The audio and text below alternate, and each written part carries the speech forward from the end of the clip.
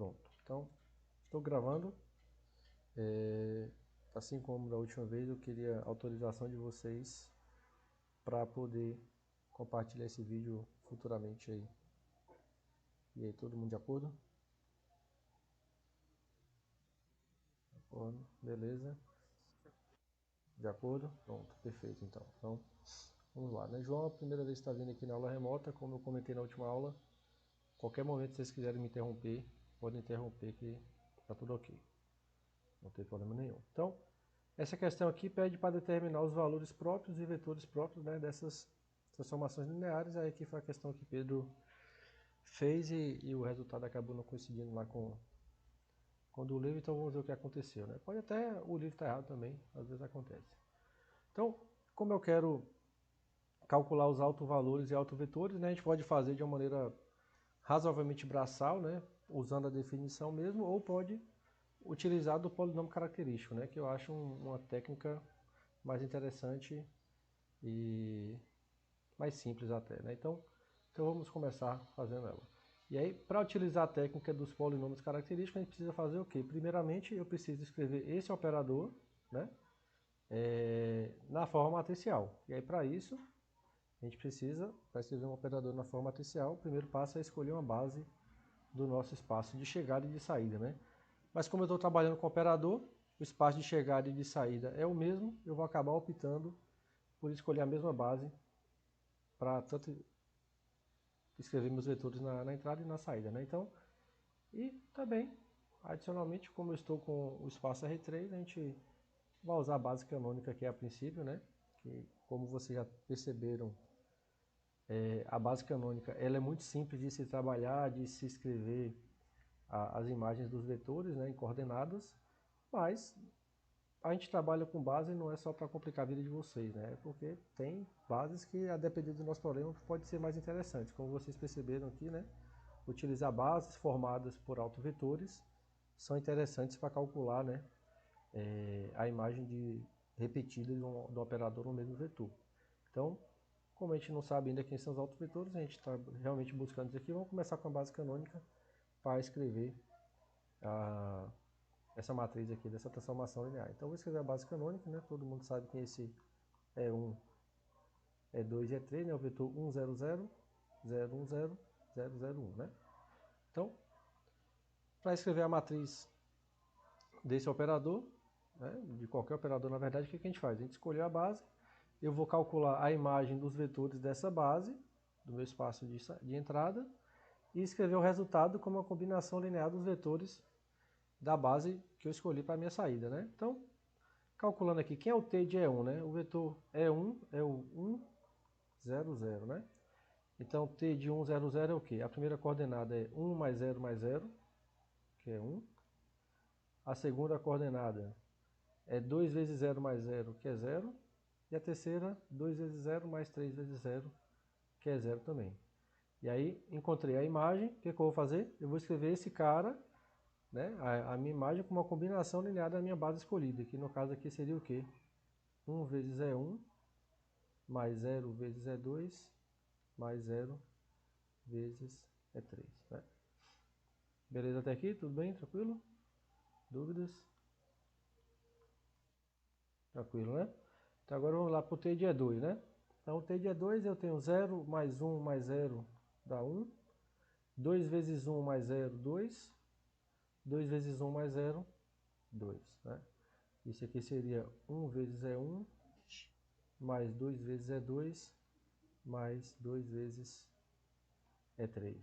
Certo? E por fim, fazer aqui o t de E3, né? Seria quem? 0 mais 0 mais 1, que dá 1. 2 vezes 0 mais 1, 1. 2 vezes 0 mais 3 vezes 1, 3, né? Isso aqui seria 1, é 1 mais 1 vezes é 2, mais 3 vezes é 3, né? E aí, se eu quero escrever agora a minha matriz, que representa esse operador nessa base, né? Na base canônica, como eu já falei, não preciso nem escrever isso aqui, indicar a base. Quando eu estou na base canônica, eu vou fazer o quê? As minhas linhas vão ser as colunas desse sistema que apareceu aqui, né? Então, no caso, a primeira linha vai ser 1, 1, 1. a segunda 0, 2, 1 e a terceira 0, 2, 3. Na verdade, quando a gente está trabalhando com as bases canônicas, né, ele não precisa nem se preocupar tanto em escrever aqui, porque na base canônica as coordenadas que aparecem aqui do vetor já são só os coeficientes que aparecem aqui, né, justamente por isso que a gente usa a base canônica, porque é fácil de enxergar o vetor com as coordenadas na base, né. Então eu poderia já, né, como eu estou na base canônica, né, para qualquer base, eu já poderia olhar aqui, ó, 1, 1, 1, 0, 2, 1, 0, 2, 3. Em outras bases, isso acaba mudando um pouco, né, é bom tomar esse cuidado aí. Beleza, então eu calculei aqui quem é o T, uma matriz que representa esse operador na base escolhida, né, que foi a base canônica. Agora, se eu quero determinar o polinômio característico, o meu polinômio característico vai ser o quê? Vai ser o determinante dessa matriz, né, menos lambda vezes a matriz de identidade com a dimensão, com a ordem igual à dimensão do espaço, que aqui no caso é o I3, né? E aí eu vou escrever bonitinho aqui, ó. Então eu tenho essa matriz, 1, 1, 1, 0, 2, 1, 0, 2, 3, menos quem é o lambda de 3, né? Só na diagonal principal colocar lambda e o resto tudo zero, né? É como eu falei, quando a gente faz essa diferença aqui, se não quiser ficar escrevendo tudo isso, né? É desnecessário, estou fazendo porque é um exemplo, né? Basta você pegar a própria matriz e na diagonal principal você sair subtraindo o valor de lambda, né? Ou seja, ó, 1 menos lambda, já está aqui, o resto repete, né? Que aqui está zero. Então, 1, 1, 0, 2 menos lambda, a última aqui deu 1, e essa aqui dá o quê? 0, 2, 3 menos lambda. Não precisa ficar escrevendo tudo isso, não, já pode direto colocar aqui o P lambda, né? O determinante dessa mesma matriz, onde eu só vou aqui, né? Deixa eu deixar bem esmiuçado, ó. Você só vem aqui, ó, coloca o menos lambda, não nessa matriz, né? No determinante você vai calcular o que vai definir o polinômio característico, né? Só basta menos lambda ali na diagonal que vai aparecer. Pronto. Então, a gente vai calcular esse determinante aqui, que como isso é uma matriz 3 por 3, né? A gente sabe... eu vou aproveitar. O quadro aqui já ficou pequeno, vou passar para um outro quadro. Aqui. Né? Então, esse determinante aqui seria o quê, né? Vocês preferem fazer daquela forma, né? Completar aqui as linhas, né? Então, eu vou colocar aqui 1 menos lambda, 0, 0, 1, 2 menos lambda 2, né? E aí, então, o nosso determinante vai ser o quê? Esse vezes esse. Então, 1 menos lambda vezes 2 menos lambda vezes 3 menos lambda. Esse vezes esse dá 0. Esse vezes esse, que dá 0 também, né? Então, fechei a parte da diagonal principal, agora eu vou para a diagonal secundária, né? Então, esse vezes esses três aqui, né? Dá 0, tem um zerinho aqui. Agora menos, né? Esqueci de colocar o sinal. Esse vezes esse, que dá 2 vezes 1 menos lambda. E aqui, esse vezes esse já deu 0, não interessa, né? Morreu aqui. Então, eu posso... Meu polinômio característico é esse aqui, né? Eu posso distribuir, eu posso fazer da maneira que eu achar mais conveniente. Mas como nós estamos procurando as raízes, né? Uma forma que eu indico é, se tem algum fator que está comum aqui a todas essas parcelas, coloca logo ele em evidência que vai ficar mais fácil de você encontrar as raízes, né? No caso aqui, eu tenho que 1 menos lambda é um fator comum, então já coloco em evidência. Aqui eu vou ter 1 menos lambda vezes isso. Então 2 menos lambda, 3 menos lambda, menos 2, né? Já que esse 1 menos lambda ficou em evidência aqui. Ok? Beleza. Diga.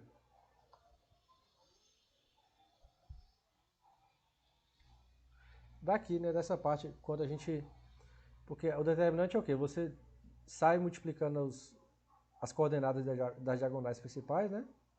Depois você faz menos o produto das diagonais secundárias, que nesse caso aqui, ó, esse vezes esse deu 0. Depois eu fiz esse vezes esse aqui, ó, 2 vezes 1 vezes 1 menos lambda, que é o que está aqui.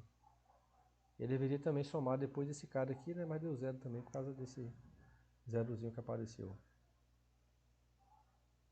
Beleza? Pronto. Então, aí dando continuidade. Tá, e aí esse fator comum que eu deixo ele, que de maneira esperta, para me ajudar. Agora eu vou desenvolver essa parte aqui que vai dar o quê, ó? 2 vezes 3, 6, menos 2 lambda, menos 3 lambda, mais lambda ao quadrado, menos 2, que é a mesma coisa que 1 menos lambda que multiplica quem, né? Vamos ver aqui. Lambda ao quadrado, menos 5 lambda, 6 menos 2, mais 4. Né? E aí, a gente tem que fazer o que agora? Como já isso já é um produto, né? Basta eu fatorar esse fator aqui, que vocês podem usar a fórmula de Bhaskara, né? E aí isso é básico para vocês, eu não vou resolver por essa forma, né? Eu vou dar uma dicasinha, né? Quem já sabe, beleza. Quem quiser pegar a manha, né? Às vezes isso aqui não dá muito certo, não. Às vezes dá muito trabalho fazer assim. Mas geralmente quando as raízes de um polinômio de grau 2 são inteiras, né? Não, isso é, o que eu vou falar aqui é sempre um fato, né? As raízes de um polinômio de grau 2 sempre verifica o seguinte: quando você faz o produto entre elas, sempre vai resultar o valor de C, certo? E quando você soma as duas, vai dar sempre menos o valor que aparece aqui no coeficiente B, certo? Então, se essas raízes forem inteiras, você busca o quê? Uma forma de não ter que usar Bhaskara, né? É fazer o quê? Ó? Procura números que o produto resulte em 4, resulte nesse valor. Aí a gente tem o quê, né? Temos 1 vezes 4 e 2 vezes 2, né? E tem também você mudar o sinal, né? Menos 1 vezes menos 4, menos 2 vezes menos 2. Aí o que você testa? O produto, ó, o produto tem que resultar em C e a soma tem que resultar em menos B. Né? Então veja, como eu já peguei números, as possibilidades de números inteiros, né, cujo produto resulta em 4, agora eu vou somar e ver se alguma dessas possibilidades resulta em menos B. Né? Então veja aqui ó, que 2 mais 2 dá 4, não foi menos esse cara. Então essa possibilidade aqui está excluída de ser raízes. Né? Agora veja que 1 mais 4 dá 5, que é justamente menos o valor que está aqui. Então pronto, as minhas raízes são essas, 1 e 4. Não preciso fazer mais nada. Se vocês fizerem por Bhaskara, vai dar o mesmo valor, quer ver? Vou fazer aqui só para vocês acreditarem em mim. Ó. O delta seria quem? B ao quadrado, que é 25, menos 4ac, né? Então menos 4 vezes 4, menos 16, que dá 9. Aí as raízes seriam o quê? Menos b, que é 5, mais ou menos a raiz de 9, que é 3, sobre 2a, que é 2. Então, 5 mais 3, 8, dividido por 2 deu 4. 5 menos 3, 2, dividido por 2 deu 1. Certo? Isso aqui sempre funciona. O ruim é quando as raízes não são inteiras, que aí vai ficar difícil você chutar. Então, infinidade de valores. 8 vezes meio dá 4. 500 vezes, sei lá. Ah, tem um número lá que você multiplicar 500 sobre 4 sobre 500, né? O número decimal aí também vai resultar em 4. Mas aí já perde a praticidade quando não é inteiro. Mas quando é inteiro, você pode fazer isso aqui e você vai achar facinho. Então, aí já que as minhas raízes são 1 e 4, eu posso fatorar esse cara como sendo lambda menos essa raiz, então menos 1, lambda vezes essa outra, que é menos 4. Né? Menos a raiz, então lambda menos 4. Então, fatorei meu polinômio, ok? Agora, só por uma questão de simplicidade enxergar, ó, veja que aqui eu tenho lambda 1 menos lambda e lambda menos 1, né? É o mesmo cara praticamente que está aqui, só esse aqui só está trocado o sinal. Veja se isso não é a mesma coisa. 1 menos lambda é a mesma coisa que menos lambda menos 1, né? E aí eu fiz isso para deixar esses caras, ó, de uma forma mais conveniente para mim. E aí veja que aqui agora eu tenho isso, ó, menos lambda menos 1 ao quadrado vezes lambda menos 4. Tudo bem? Esse é o meu polinômio característico. Esse aqui é o P lambda.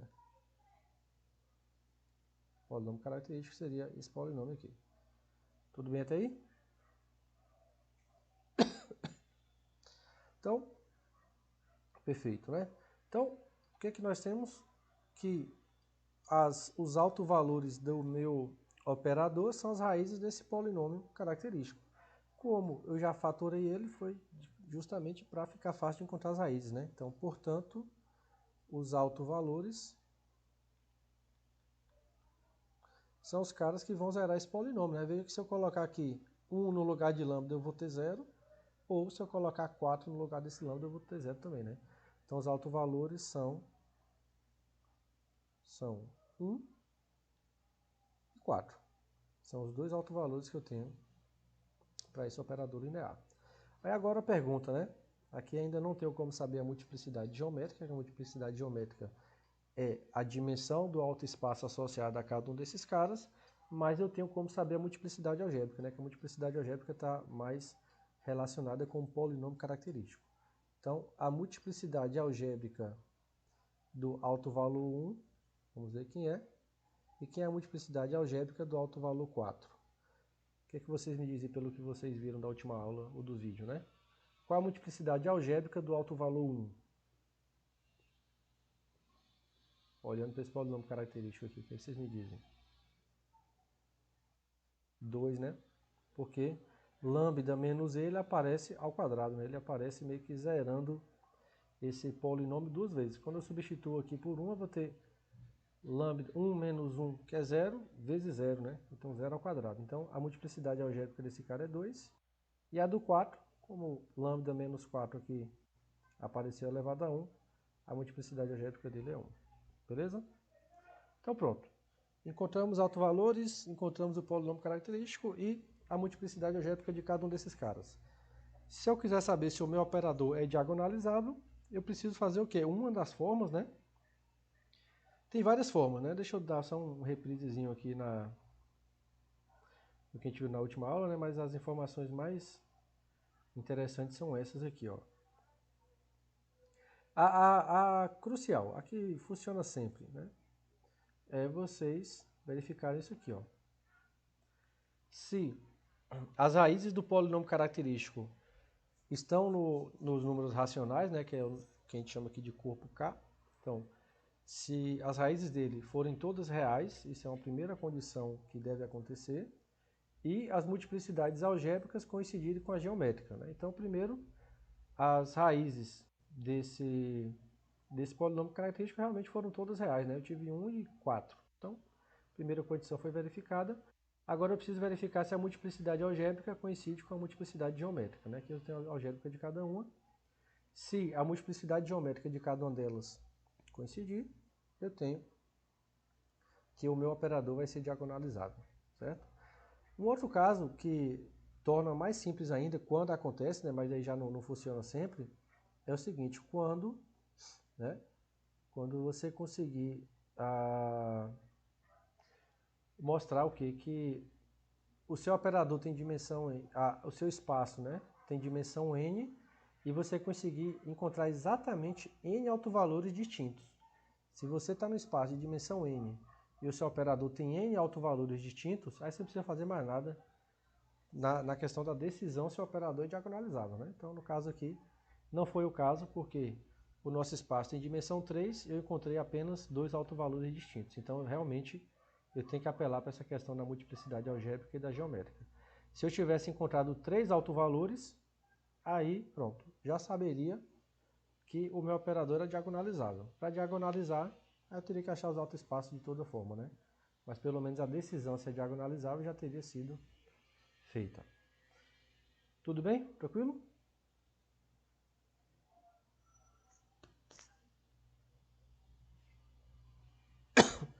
Tudo bem? Vocês estão me escutando? Sim? Beleza. Então, Então vamos lá. Agora, já que eu quero já diagonalizar também, deixa eu ver se a questão pede isso. Tá pedindo na verdade os autovalores e autovetores, né? Mas eu estou querendo fazer tudo já. Os autovalores já encontramos, vamos encontrar agora os autovetores, né? Para encontrar os autovetores eu faço o quê? Encontro o autoespaço, né? Então o que eu preciso fazer para encontrar o autoespaço? Deixa eu deixar guardadinho aqui quem é, né? Essa é a minha matriz aqui, né? Deixa eu limpar isso aqui que eu não quero mais saber do determinante. Eu só quero saber o quê? Que essa é a minha matriz, né? T menos lambda I, né? Então agora, se eu quero saber o autoespaço, né? Então determinando o autoespaço associado ao autovalor 1, né? O que eu preciso fazer? Eu preciso determinar o núcleo, né? Desse operador aqui, né? De T, a matriz, né? De T menos lambda I 3, né? Mas quem seria esse núcleo aqui? É justamente o núcleo dessa matriz. Dessa matriz aqui, né? Que está aqui. 1 menos lambda, 1, 1, 0, 2 menos lambda, 1, 0, 2, 3 menos lambda, né? E aí pronto. Como é que eu faço para determinar o núcleo de um operador, né? Como esse meu operador, essa matriz, né? Ela representa esse operador na base canônica, eu preciso simplesmente resolver esse sistema aqui, né?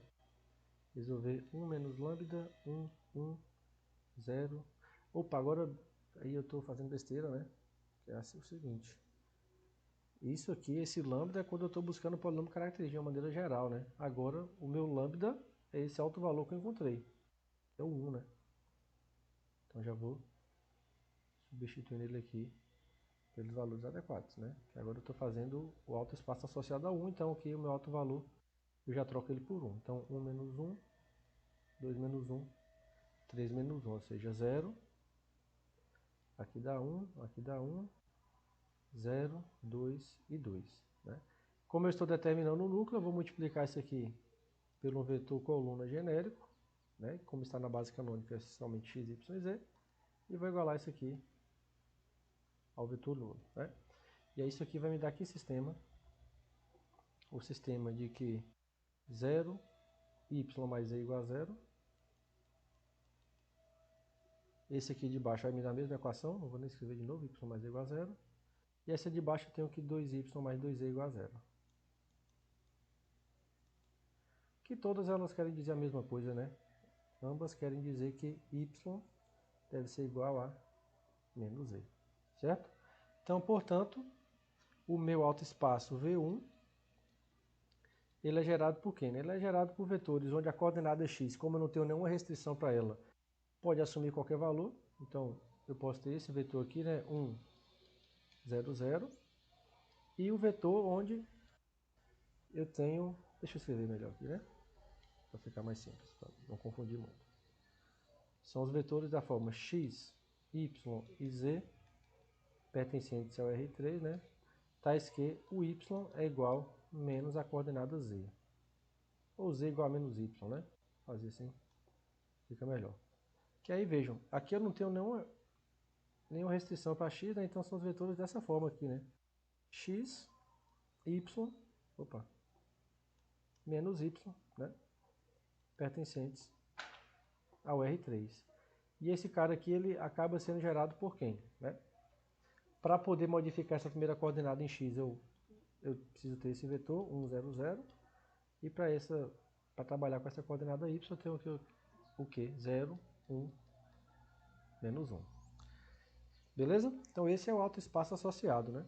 O conjunto dos autovalores associados ao autovetores associados ao autovalor 1. Tudo bem?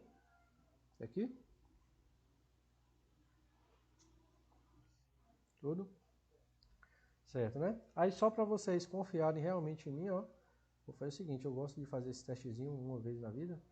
Eu vou mostrar que esses caras realmente aqui são autovetores associados a 1. Então vamos voltar lá para o operador nosso. Cadê ele? O operador está aqui, né? Então veja, ó, o que fazer aqui no cantinho. Ó, se eu faço t daquele segundo vetor, né? 0, 1, menos 1.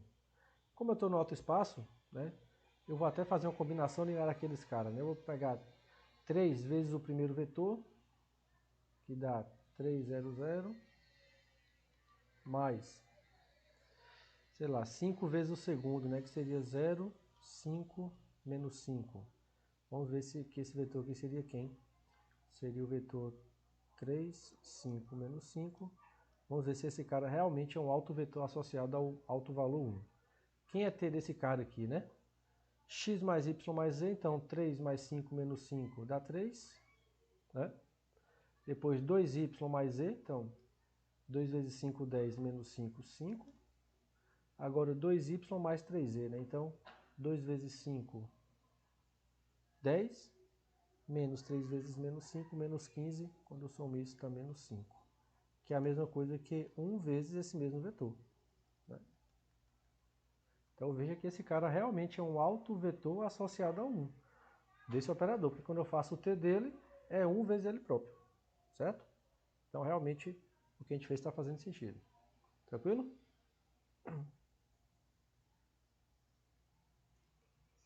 Pronto. Aí já fica até a dica aí para você, Pedro. Se, por exemplo, você fez aí calculou seus altos valores, altos espaços e tal, tá na dúvida se bateu ou não coincidiu com a do livro, testa, faz esse testezinho, pega um vetor no que você encontrou de alto espaço, né? Veja que eu encontrei esse sendo alto espaço, eu peguei um vetor lá qualquer, não peguei um vetor tão simples assim, peguei 3 vezes esse cara mais 5 vezes esse, apliquei o t, mas se esse vetor que eu acabei de determinar é um cara que está nesse alto espaço, a imagem dele deveria ser esse número vezes esse próprio vetor, que foi o que aconteceu ali. Então, é meio que uma prova real para saber se a gente fez certinho. Tranquilo? É uma dica, né? É uma coisa, quando você quer multiplicar e quer saber se o resultado está certo, você divide depois, né?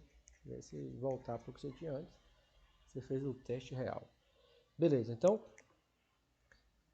aproveitando aqui o embalo, o que é que eu posso concluir então, né? A multiplicidade geométrica do alto valor 1, quanto é?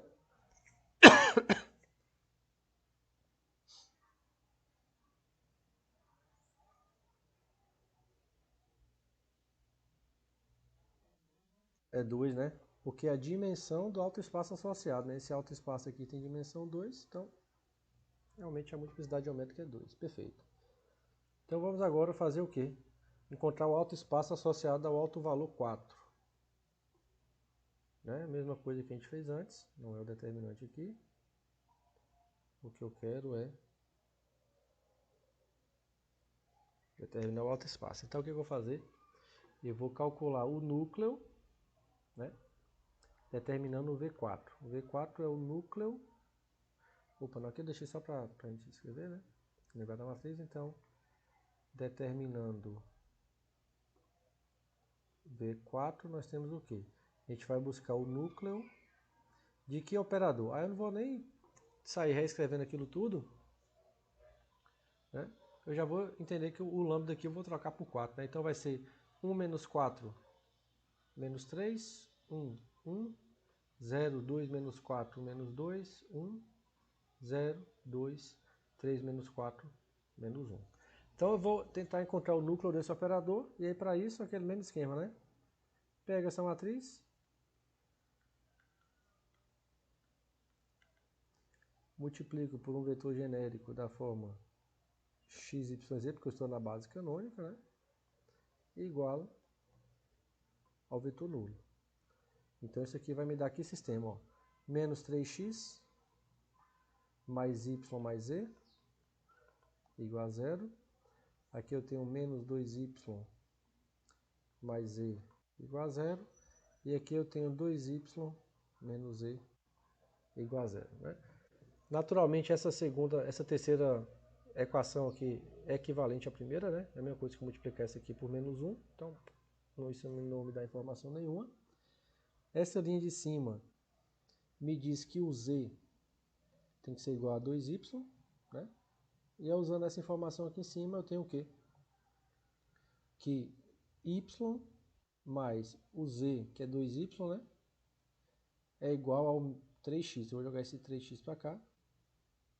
É igual a 3x, né? Ou seja, 3y é igual a 3x significa que o y tem que ser igual a x, certo?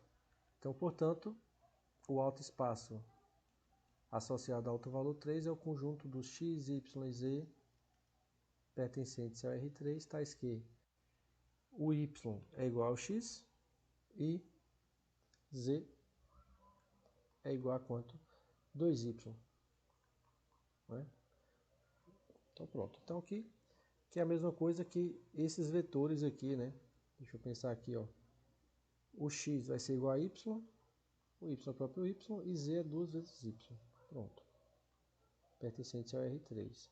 Que em termos de geradores eu posso escrever como sendo gerado por 1, 1, 2.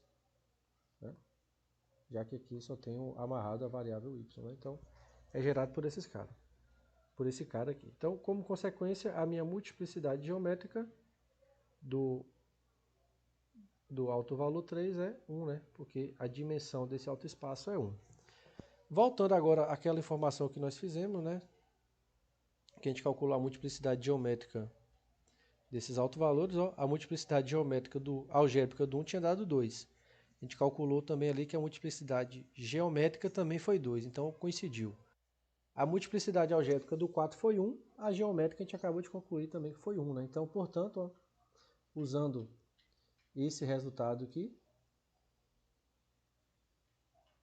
ó, que diz que se o polinômio característico tem todas as raízes em R e a multiplicidade algébrica de cada alto valor coincide com a multiplicidade geométrica, né, que é essa equaçãozinha, a gente pode concluir que T é diagonalizável.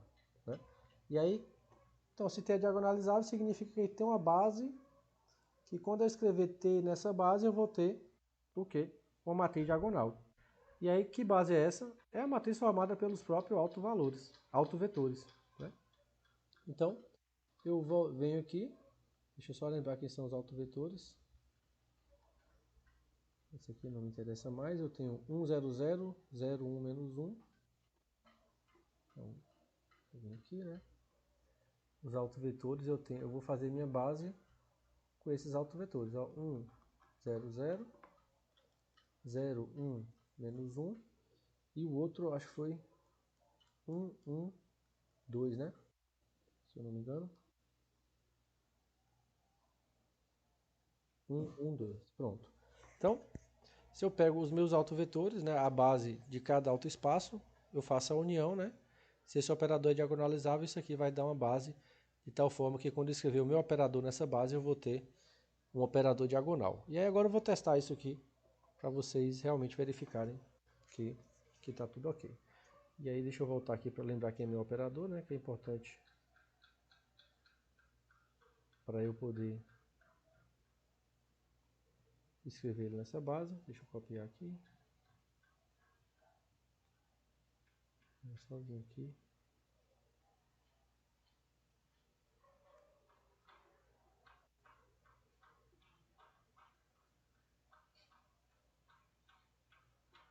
Pronto, então vamos escrever esse operador aqui nessa base.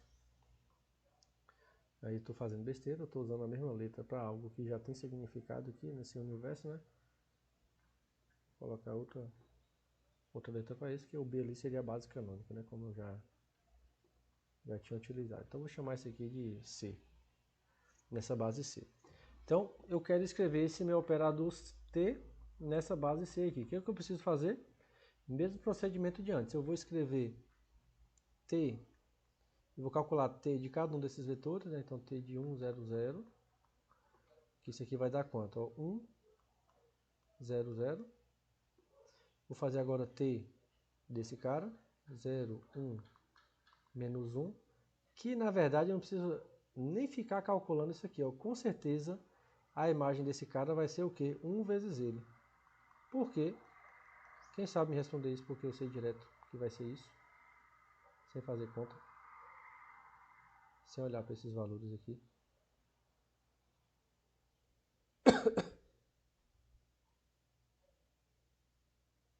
Quem saberia me dizer?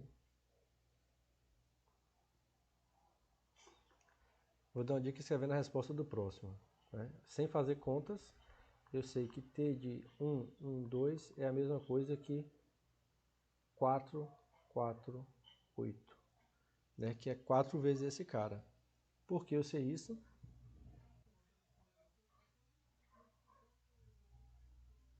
Exatamente. Se esses dois caras aqui, né, eles são base para o alto espaço associado ao alto valor 1, significa que qualquer vetor que está nesse alto espaço, inclusive eles, né, quando eu faço o t deles, é fazer 1 vezes o próprio vetor.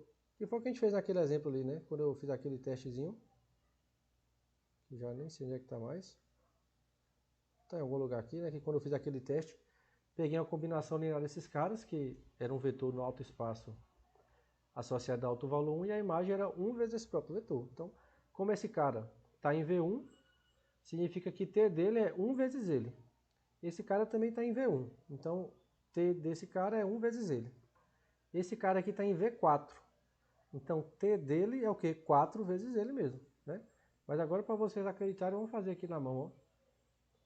X é 1, Y é 1, Z é 2. Então, 1 mais 1 mais 2, 4. 2 vezes 1 mais 2, 4.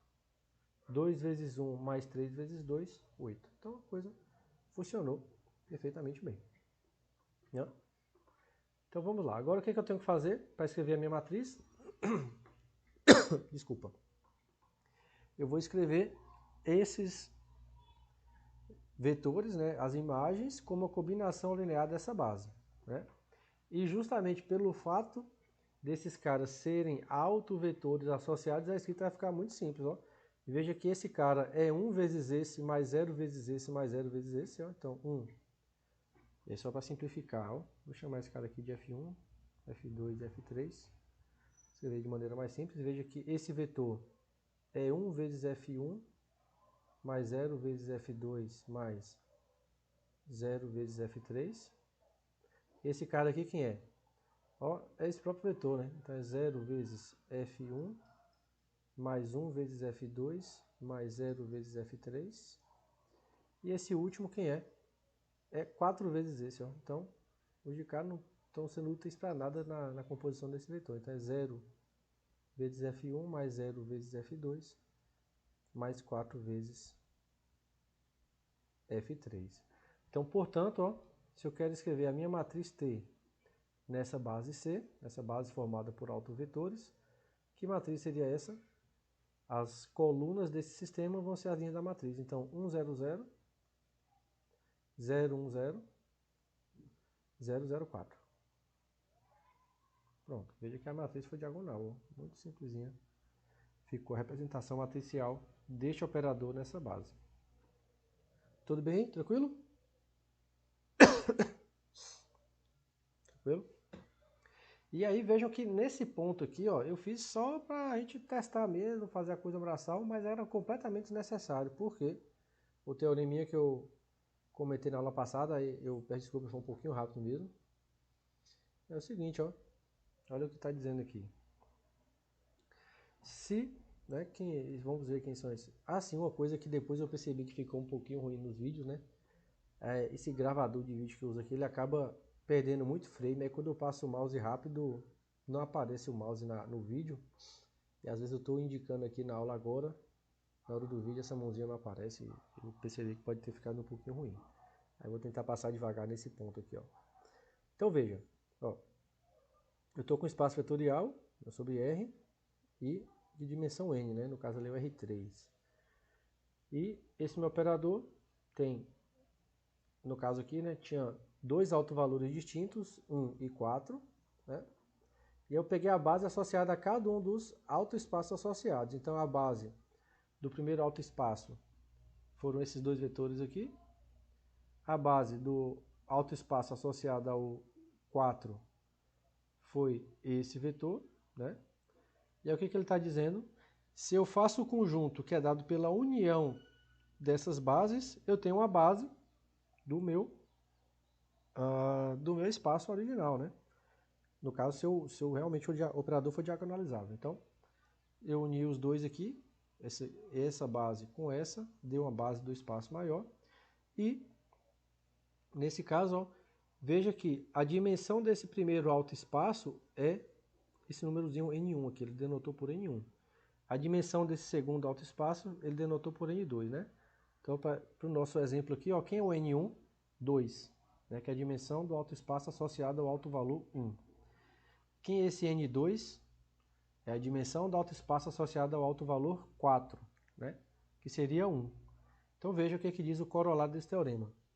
Se, quando eu somo a dimensão dos autoespaços que eu encontrei, se isso aqui der exatamente a dimensão do meu espaço original, então a união das bases dos autoespaços vão ser uma base do espaço V, que foi o que a gente fez, né? Veja que a dimensão do autoespaço associado a V1 foi 2. A dimensão do autoespaço associado ao 4 foi 1. 2 mais 1, 3. Coincidiu com a dimensão do meu espaço R3. Então, quando eu uno as bases desse autoespaço, eu tenho a base do meu espaço, que foi o que a gente teve aqui. Nem precisei fazer teste nenhum, já sei que isso realmente é uma base do R3. E além disso, se eu escrevo esse meu operador nesta base, né, que é dada pela união, como é que fica a cara da minha matriz? Veja que ela vai ser uma matriz diagonal, né, que nas diagonais vão aparecer o quê? Os meus autovalores. E eles vão aparecer justamente a quantidade de vezes que ele apareceu, vão aparecer no tamanho exatamente da dimensão desse autoespaço. Ó. O autovalor 1 tinha multiplicidade de 2, né? Então ele vai aparecer 2 vezes aqui na diagonal. O autovalor 4 tinha multiplicidade de 1, então ele aparece uma vez só na diagonal. E aí nosso operador nessa base fica exatamente dessa forma. E nessa ordem, né? Se aqui eu coloquei primeiro os vetores do autoespaço 1, então o 1 vai aparecer primeiro na diagonal, primeiro aparece o 1. Quantas vezes aparece? Exatamente a quantidade dada pela dimensão desse autoespaço, depois veio o espaço, a base do autoespaço associado ao 4, então o próximo vetor que aparece nessa matriz é o 4, e a quantidade é exatamente a quantidade de vetores que tinha na base desse autoespaço, né, que era 1. Então apareceu um 4 aqui. Então, não precisava ter feito nada disso aqui. Nada. Foi só para a gente realmente testar e ver que dava certo, mas veja que é só uma aplicação desse resultado aqui. Ficou claro? Com algum pontinho de dúvida, alguma dificuldade aí, podem falar, esse é o momento.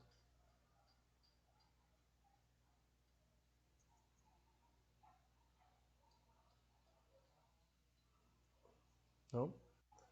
Pedro não teve dúvida, mas aí os demais estão ok?